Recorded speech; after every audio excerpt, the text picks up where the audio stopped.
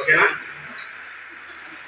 ఈరోజు మక్కు మండలం పనసభద్ర పంచాయతీకి సంబంధించి మా పనసభద్ర పంచాయతీ గౌరవ అధ్యక్షులు కేశవ నాగరాజు గారితో కలిసి ఈరోజు మేడం గారిని కలవడం జరిగినది.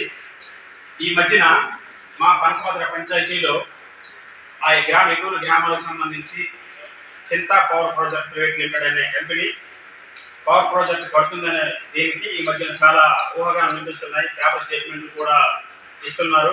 అలాగే దిగ్గజలు కూడా మీటింగ్ కూడా ఏర్పాటు చేశారు.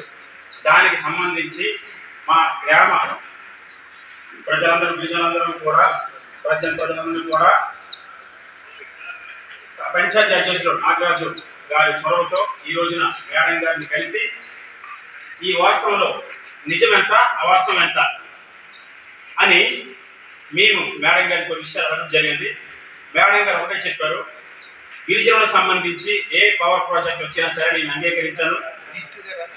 మినిస్టర్ గారు ఒకటే మాట చెప్పారు, దీనికి సంబంధించి గిరిజనులకు అన్యాయం ఏ ప్రాజెక్ట్ కూడా నేను అనుమతించాను.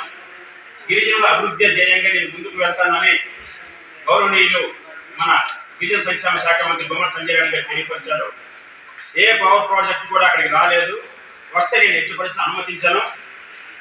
అరకుపాడేరు జిల్లాలో కూడా పవర్ ప్రాజెక్ట్ ఎలా వస్తే నేను ఆపాను. అలాగే ఇక్కడ కూడా నేను ఆపేస్తానని మరీ చెప్పారు. టోనం ఏరియాకి సంబంధించి కూడా పవర్ ప్రాజెక్ట్ వస్తే అది జరగకుండా నేను ఆపానని చెప్పారు. దాని గురించి మీరు ఎటువంటి టెన్షన్ చింత పడక్కర్లేదు. అభివృద్ధి కార్యక్రమం మీ పరంగా మీరే చేసుకోండి అని మా అందరికీ భరోసా ఇచ్చారు.